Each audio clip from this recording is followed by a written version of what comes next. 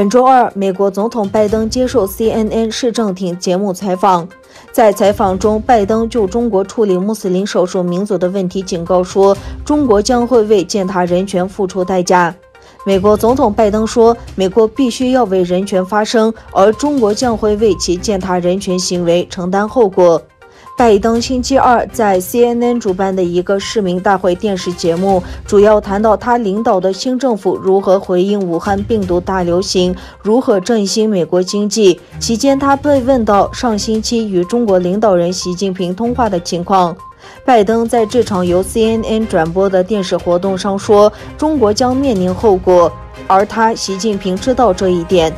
拜登所指的是中国国家主席习近平将维吾尔人关押在再教育营以及其他侵犯人权的行为而受到全球批评。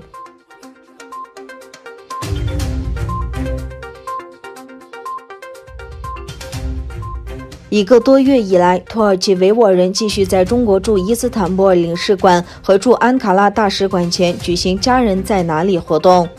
德国维吾尔团体昨日在中国驻慕尼黑领事馆前举行了抗议活动。近日，世界各地的东突厥散人积极响应土耳其维吾尔人的号召，在中国驻哈萨克斯坦、美国和澳大利亚等国家的领事馆前展开了示威活动。他们要求中国当局提供被关押在东突厥散集中营中的家人的信息。2月16日，市委会等组织在中国驻慕尼黑领事馆前开展了家人在哪里活动。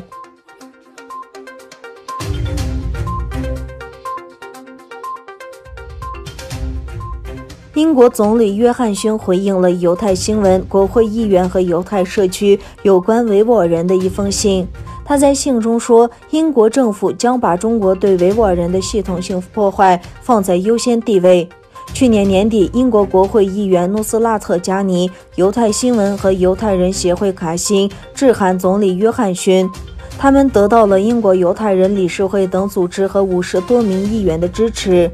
鲍里斯·约翰逊在回信中说，他将对东突厥散令人担忧的局势表示关切。他指出，英国在使中国承担责任方面发挥了领导作用。这份信是在英国政府拒绝一项修改贸易法案后公开。该法案旨在允许英国法院审理和起诉一个国家是否实施种族灭绝的案件。如果英国法院裁定某国犯有种族灭绝罪，英国将被禁止与该国订立贸易协定。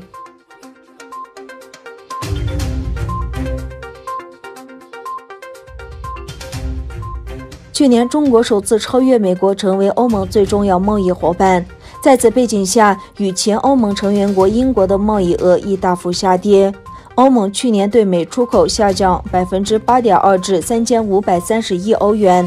从美国的进口额下降 13.2% 至2020亿欧元。欧盟对美贸易顺差同比几乎没有变化，为1510亿欧元。欧盟统计局提供的数据显示，欧盟对华出口增 2.2%， 达到2025亿欧元；从中国进口增 5.6%， 达到3835亿欧元。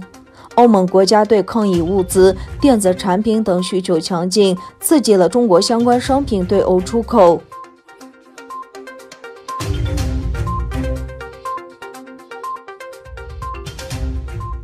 意大利竞争监管机构周三表示，已对脸书处以700万欧元的罚款，原因是脸书没有遵守监管机构的要求，未能纠正该集团在处理用户数据时存在的不当商业行为。据报道，意大利竞争与市场管理局指出，脸书并未将收集个人资料的方式、这些资料会如何用于商业等告知使用者。加上脸书对于意大利当局要求改变作为的行政指令始终置之不理。15日，法国竞争、消费和反商业欺诈局以及法国经济部对外发布公告称，谷歌公司提供的旅游住宿酒店排名可能误导消费者，故对谷歌进行110万欧元的罚款。